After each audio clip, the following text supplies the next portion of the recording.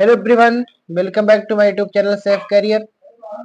उम्मीद करते हैं आप अच्छे हैं, बेहतरीन हैं और अपनी क्लास कंटिन्यू कर रहे हैं। आज हम लोग क्लास 10th साइंस केमिस्ट्री में यानी रसायन विज्ञान में अपने सेकंड चैप्टर की तरफ बढ़ेंगे। हमने इसकी पिछले वीडियो में फर्स्ट चैप्टर कंप्लीट कर लिया था। आज सेकंड चैप्टर अम्ल क्षारक एवं लवण, जिसमें हम लोग अम्ल के बारे में पूरा पढ़ेंगे इसमें। ठीक है, तो इस वीडियो में हम क्या करेंगे, अम्ल मतलब फर्स्ट पार्ट अम्ल कंप्लीट करेंगे और इसके अगले वाले पार्ट में क्षारक कंप्लीट करेंगे और उसके अगले वाले पार्ट में आपका लवण। यानी कि जो हमारा चैप्टर 2 होने वाला है, इसमें 3 वीडियो यानी 3 वीडियो आएंगे और तीनों एक ही करके हम कंप्लीट करेंगे अपना। अब आते हैं हम लोग, सबसे पहले देखते हैं अम्ल। अम्ल क्या है? अम्ल यानी कि एसिड। एसिड क्या होता है? तो देखो, एसिड का 2 डिफिनेशन बन सकता है। एक तो हम लोग ऐसे सामान्य भाषा में अम्ल जो कहते हैं कि जो स्वाद में क्या हो, खट्टे हो, जो क्या हो, स्वाद में खट्टे हो होते हैं तथा जो नीले लिटमस पेपर को लाल कर देते हैं, अम्ल कहलाते हैं। इसका मतलब समझे कि जो स्वाद में खट्टे रहे तथा नीले लिटमस पेपर को। अब एक चीज इसमें कंफ्यूजन होता है कि लाल को नीला करेगा कि नीले को लाल करेगा, इसमें कंफ्यूजन में हम लोग कभी कभी भूल जाते हैं। तो एक बात यहाँ ध्यान रखना है कि बाद में अम्ल के बाद में ला आता है, इस नाते याद रखना है कि नीला यानी बाद में लाल आएगा, यानी नीले से लाल करेगा, नीले से क्या बनाएगा, लाल। ठीक है, तो क्या हो गया कि वे सभी पदार्थ जो क्या हो, स्वाद में खट्टे होते हैं तथा जो नीले लिटमस पेपर को लाल कर देते हैं, अम्ल कहलाते हैं। अगर इसके एग्जाम्पल की बात करें तो कई सारे एग्जाम्पल बन सकते हैं। जैसे हमारा क्या है, नींबू है, नींबू हो गया, संतरा हो गया, संतरा, इमली हो गया, इमली, सिरका हो गया, सिरका। ये सब क्या होते हैं, ऐसे आपका तेजाब हो गया। बहुत सारी चीजें ऐसी है जो क्या है, जो स्वाद में कैसे खट्टे हैं और ये क्या करते हैं, नीले लिटमस पेपर को लाल कर देते हैं। ठीक है, अच्छा, ये तो हमारा हो गया कि सामान्य डिफिनीशन होंगे जो कि हम लोग पर्टिकुलर बोल देते हैं किसी से भी। लेकिन जो हमारा सही से डिफिनीशन, अगर हम अपने केमिस्ट्री में आ जाए, केमिस्ट्री भाषा में अगर बात करें तो केमिस्ट्री में एक थे आर्हेनियस, एक वैज्ञानिक हुए आर्हेनियस। उन्होंने कहा आर्हेनियस सिद्धांत के अनुसार कि वे पदार्थ जो जलीय विलयन में यानी जल में मिलकर यानी आयनित होकर, जलीय विलयन में आयनित एवं वियोजित होकर क्या करते हैं, H प्लस आयन देते हैं। सबसे इंपॉर्टेंट है ये, H प्लस आयन देते हैं, अम्ल कहलाते हैं। क्या मतलब निकला इसका कि वे सभी पदार्थ जिसमें H प्लस हो यानी जिसमें H होता है, जिसमें हाइड्रोजन होता है, वो क्या होता है, वो अम्ल कहलाता है। यानी कि अगर किसी में H नहीं है तो वो अम्ल नहीं कहलाएगा, चाहे उसमें वो स्वाद में खट्टे हो या ना हो। उदाहरण में जैसे आपका HCl है यानी कि हाइड्रोक्लोरिक अम्ल, HNO3 यानी कि सोडियम नाइट्रेट, H2SO4 सल्फ्यूरिक अम्ल, CH3COH, ठीक है, HCl आदि। ये सब हमारे क्या है, ये सब हमारे अम्ल है। कैसे अम्ल है, इसमें दुर्बल और प्रबल अम्ल दोनों है। तो अब इसमें दुर्बल कौन है और प्रबल कौन है, इसके बारे में हम आगे पढ़ते हैं। उससे पहले अगर जैसे मान लो हमारा HCl है, जैसे आपने कहा HCl यानी कि हाइड्रोक्लोरिक अम्ल। अब HCl जब जल में मिलेगा तो टूट जाएगा, किसमें, H प्लस में और Cl माइनस में। तो कहा गया था ना अभी डिफिनेशन में, आपने कहा था कि वे सभी पदार्थ जो H प्लस आयन देते हैं कैसे हो, H प्लस आयन देते हैं, अम्ल कहलाते हैं। तो यहाँ पर H प्लस आपका आ रहा। ठीक है, आगे इसे हमने कहा HNO3 यानी कि नाइट्रिक अम्ल। नाइट्रिक अम्ल इसको जब टूटेगा तो किस में बनेगा, H प्लस और NO3 पर माइनस। ठीक है, ऐसे आपका क्या है, इसी प्रकार आपका क्या है, H2SO4 तो इसमें क्या हुआ, H प्लस आया और SO4 पर माइनस। अब यहाँ पर 2 इसलिए आता है क्योंकि यहाँ पर SO4 पर 2 माइनस रहता है, इस नाते। ठीक है, जिसे हमने कहा HCN हाइड्रोजन साइनाइड बहुत इंपॉर्टेंट है, हाइड्रोजन साइनाइड। ठीक है, हाइड्रोजन साइनाइड जब टूटेगा तो H प्लस में और Cn माइनस में, और प्लस और माइनस आता है तो उसके साथ में आयन जुड़ जाता है, आयन शब्द लगा देते हैं, जैसे हाइड्रोजन आयन, साइनाइड आयन। ठीक है, तो आई होप कि आप अम्ल समझ गए होंगे। तो थोड़ा सा रिवाइज कर दूं कि अम्ल क्या है। अम्ल जो होता है स्वाद में खट्टे होते हैं और नीले लिटमस पेपर को नीले को लाल कर देते हैं। नीले लिटमस पेपर को लाल कर देते हैं। नीले लिटमस पेपर को लाल कर देते हैं। ओके, उसके बाद ये तो ठीक हो गया। लेकिन जब आर्हेनिस आए, मतलब आर्हेनिस सिद्धांत क्या कहता है? आर्हेनिस सिद्धांत कहता है कि वे पदार्थ जो क्या करें, जो जल में मिलकर H प्लस आयन दे। कैसा? H प्लस आयन दे, उसको क्या कह देंगे? उसको हम कह देंगे कि वो क्या है? हमारा अम्ल है। क्या है? अम्ल है। ठीक है। अब अम्ल के प्रकार पे आ जाते हैं। अम्ल के प्रकार, टाइप्स ऑफ एसिड्स, ठीक है। टाइप्स ऑफ एसिड्स पे आ जाते हैं। अम्लों के प्रकार। अम्ल आप जानते होंगे कि अम्ल दो प्रकार के होते हैं।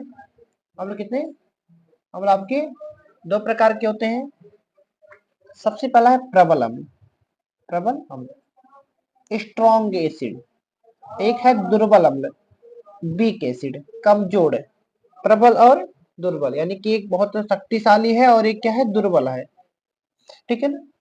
अब इसका डेफिनेशन पढ़ने से पहले आप जान लो कि जो प्रबल अम्ल होता है, ये वे अम्ल होते हैं जो जल में मिलेंगे, जल में मिलने पर पूर्णतः वियोजित हो जाते हैं, मतलब पूरी तरीके से अलग हो जाते हैं। ठीक है। और जो पूरी तरीके से अलग नहीं हो पाते उनको कहते हैं दुर्बल अम्ल, उनको दुर्बल अम्ल कहते हैं। ठीक है, समझे? चलो आगे देखते हैं इसका डेफिनेशन क्या है प्रबल अम्ल का। प्रबल अम्ल वे अम्ल जो जल में पूर्णतया वियोजित या आयनित हो जाते हैं, प्रबल अम्ल कहलाते हैं। वे अम्ल जो जल में पूर्णतया वियोजित और आयनित हो जाते हैं। कहने का मतलब क्या है कि वैसे अम्ल जिसको हम जल में मिला दें और पूरी तरीके से मिल जाए, उनको क्या कहते हैं? उनको क्योंकि बहुत प्रबल अम्ल। कैसा है? प्रबल अम्ल है। जिसमें आपका उदाहरण में आता है HCl, HNO3 और H2SO4 आदि। ठीक है, आदि। समझे कि नहीं समझे? देखो, HCl यानी कि हाइड्रोक्लोरिक अम्ल, हाइड्रोक्लोरिक अम्ल। वैसे मैं लिख देता हूँ क्योंकि लिखने मतलब बोल देता हूँ क्योंकि लिखने में काफी टाइम लगेगा। HNO3 का नाम होता है, अभी मैंने ऊपर बताया था कि इसको लिख लो कहीं पर आप लोग, हाइड्रोजन नाइट्रेट। इसका नाम क्या होता है? Hydrogen nitrate. और H2SO4 का मतलब होता है सल्फ्यूरिक अम्ल। कैसा है? हम सल्फ्यूरिक अम्ल है। और ये अम्ल कैसे होते हैं? सब हमारे प्रबल अम्ल होते हैं। कैसे होते हैं? प्रबल अम्ल होते हैं। ठीक है, आगे बढ़ाएंगे। अगला क्या हमारा दूसरा टाइप हमारा है? दूसरा क्या है? दुर्बल अम्ल। ओके, दुर्बल अम्ल किसे कहते हैं? वे अम्ल या वह अम्ल जो जल में पूर्णतः वियोजित या आयनित नहीं होते हैं। यहाँ ध्यान देने वाला है कि नहीं होगा, उसमें क्या हो रहा था? उसमें हो जा रहा था। ठीक है, दुर्बल अम्ल कहलाते हैं। और इसमें जो उदाहरण होता है एक आप समझ लो, इसमें जितने भी, जैसे आप अगर ट्वेल्थ में जाओगे जब, तो ट्वेल्थ में आपको पढ़ना पड़ता है दो, फिजिक्स केमिस्ट्री में आपको दो बुक पढ़ना पड़ेगा। नहीं, टू पार्ट होते हैं। एक होता है कार्बनिक रसायन और एक होता है अकार्बनिक रसायन। तो जितने भी कार्बनिक पदार्थ होते हैं हमारे, जितने भी कार्बनिक पदार्थ होते हैं जिसमें कार्बन उपस्थित हो, कार्बनिक पदार्थ, या फिर आप कह लो कि जितने भी कार्बनिक अम्ल होते हैं, कार्बनिक अम्ल होते हैं, वो सारे अम्ल कैसे होते हैं? उनको कहते हैं दुर्बल अम्ल। ठीक है ना। कैसे अम्ल होते हैं? वो दुर्बल अम्ल होते हैं। ठीक है ना। एग्जाम्पल में क्या हो गया? HCl, अभी मैंने बताया इसका नाम क्या था, इसका नाम क्या है। उसके बाद फिर आपका आगे CH3, 3 नीचे रहेगा बेस में, CH3COOH, इसको सही कर लेंगे, CH3COH। ऐसे आपका आता है HCOH, इस प्रकार से बहुत सारे। ठीक है ना। ओके, आगे बढ़े। ठीक है, यानी आप समझ गए कि वही अम्ल जो जल में पूर्णतः मिल जाए उसको प्रबल अम्ल कहेंगे, जो पूर्णतः ना मिले उसको दुर्बल अम्ल कहेंगे। ठीक है, अब आ जाते हैं हम लोग अम्लों के भौतिक गुण पर, अम्लों के भौतिक गुण पे। ठीक है, physical physical properties of acids, physical properties of acids. ठीक है, एक मिनट। फिजिकल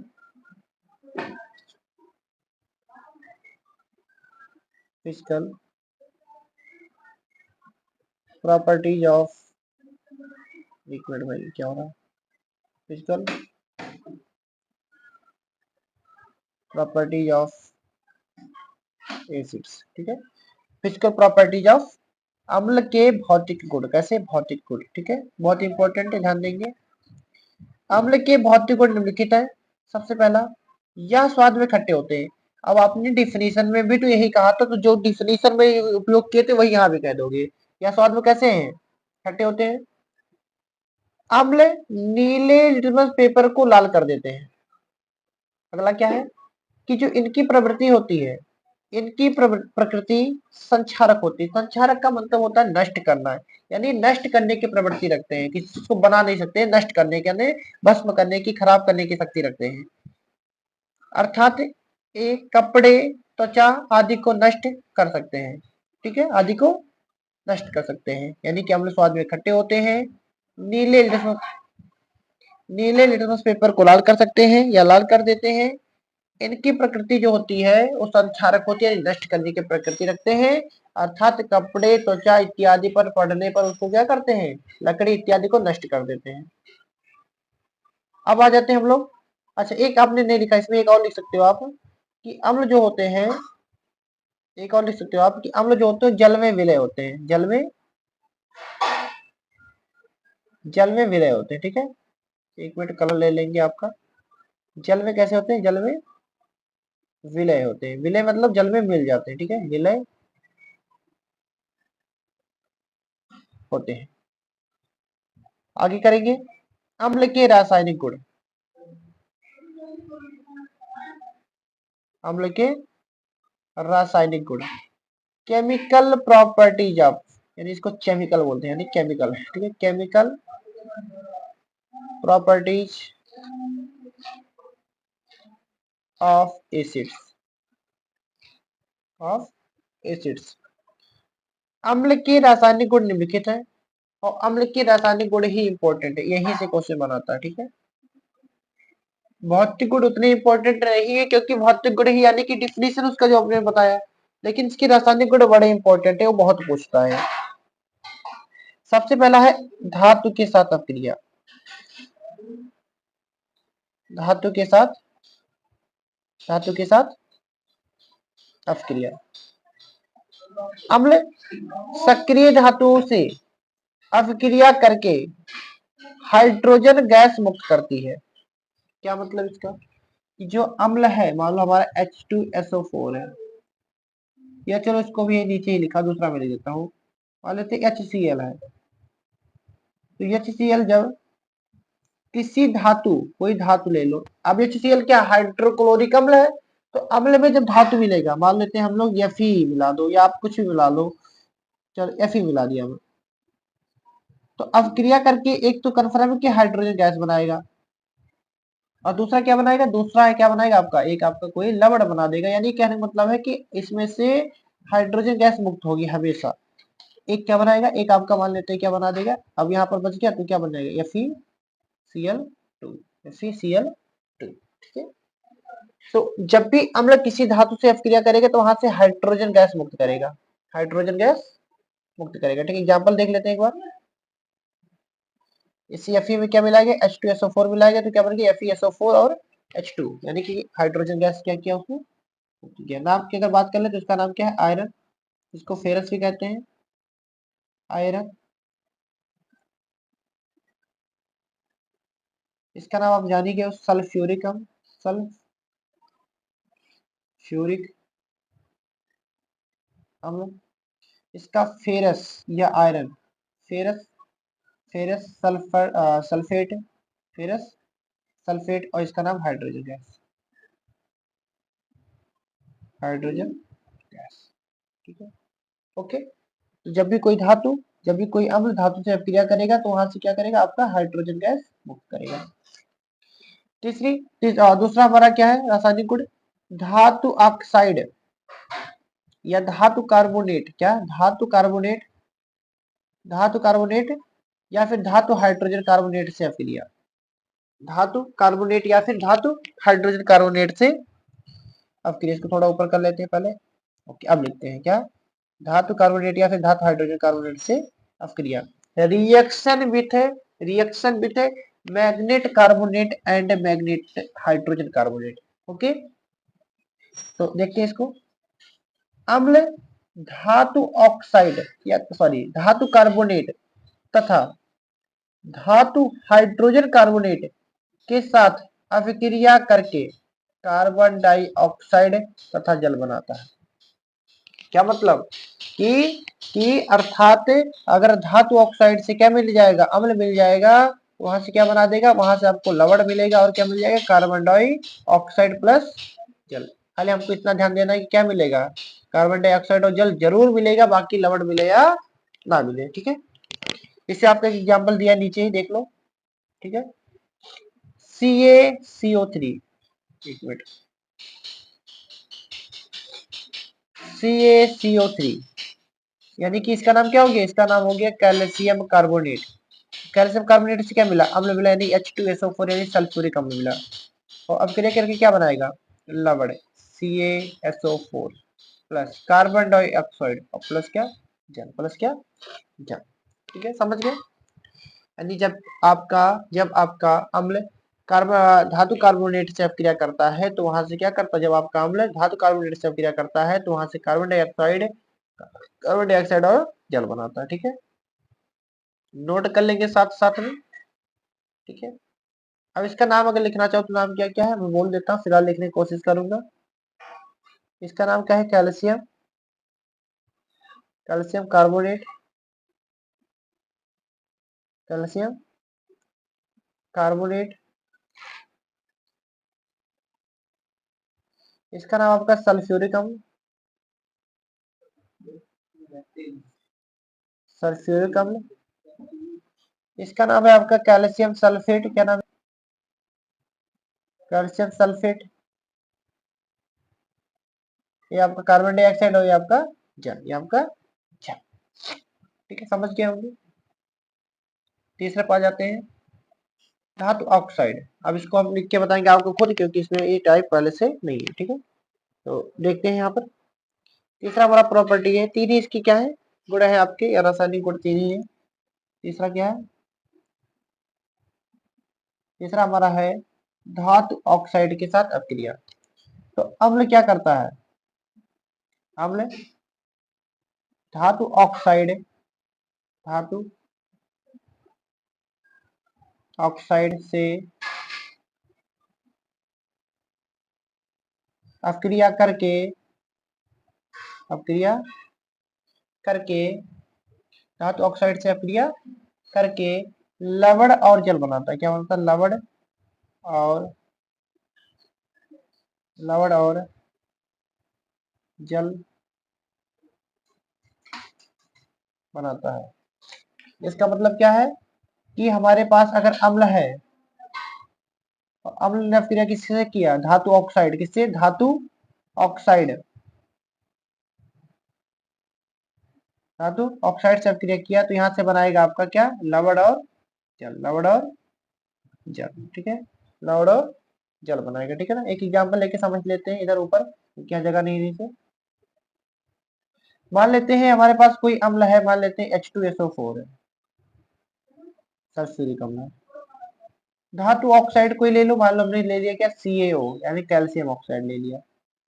अब क्रिया करेगा तो एक लवण बनाएगा और एक जल बनाएगा, तो पहले जल बना लो, H2O बना लो। अब लवण क्या बनेगा, तो H यूज हो चुका है और O हो गया, क्या बच गया, CaSO4, क्या बनाएगा, CaSO4 बना लेगा। ठीक है, ये इसी का एग्जाम्पल। ठीक है ना, आप इसको थोड़ा सा ध्यान दोगे, यहाँ से यार इधर जाओ तुम, यहाँ एक मिनट है।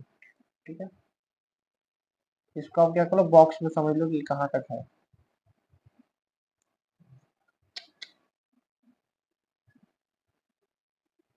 ये आपका क्या है, इतना आपका तीसरा वाला है। ठीक है ना, ये आपका क्या, तीसरा है। ठीक है, इसका मतलब क्या हो गया कि अगर अम्ल हमारा धातु ऑक्साइड के साथ अपक्रिया करेगा तो क्या बनाएगा, वहां से लवण और जल बनाएगा, लवण और जल। ठीक है ना, तो ये हमारा था अम्ल का टॉपिक। तो इस सेशन में हमने क्या किया, पूरा अम्ल अपना खत्म कर दिया है। अगले वाले हम क्या करेंगे, अपना क्षारक। ठीक है ना, अगले वाले में क्या हमको करना है, क्षारक पढ़ना है। और इसके अगले वाले हम क्या करेंगे उसके बाद फिर लवण। ठीक है, तो ये हमारे 2 टॉपिक बचे हुए हैं। अब लवण में आपका 4 नंबर का एक क्वेश्चन पूछता है, जिसमें से जैसे आपका साधारण नमक हो गया, कास्टिक सोडा हो गया, विरंजक चूड़ हो गया, ठीक है, प्लास्टर ऑफ पेरिस हो गया, ठीक है ना। तो उसमें हम देखेंगे कि नमक का उपयोग कहाँ करते हैं। जैसे हम लोग जानते हैं नमक का एक ही उपयोग जानते हैं हम लोग कि खाने में मतलब हम लोग प्रयोग करते हैं, लेकिन नहीं, नमक के बहुत सारे उपयोग है। जैसे नमक से क्या करते हैं, नमक से रास्ता साफ किया जाता है। जैसे जहां पर ज्यादा बर्फबारी होती है, जहां पर बहुत सारा बर्फ गिरता है, वहां पर जब रास्तों में बर्फ जम जाता है, तो उस बर्फ को साफ करने के लिए भी क्या करते हैं हम लोग, नमक का प्रयोग करते हैं। किसका, नमक का। ठीक है, तो वो सब चीजें भी हम सीखेंगे यहाँ पर। फिर कास्टिक सोडा क्या होता है, जैसे किसी का हाथ टूट गया या किसी का कुछ हो जाता है, तो हम देखते हैं कि एक प्लास्टर लगा देते हैं, जिसको पीओपी कहते हैं, प्लास्टर ऑफ पेरिस। घरों में पीओपी लगता है, और पीओपी इसके में थोड़ा सा अंतर है, उसको सीखेंगे हम लोग पूरा। ठीक है ना।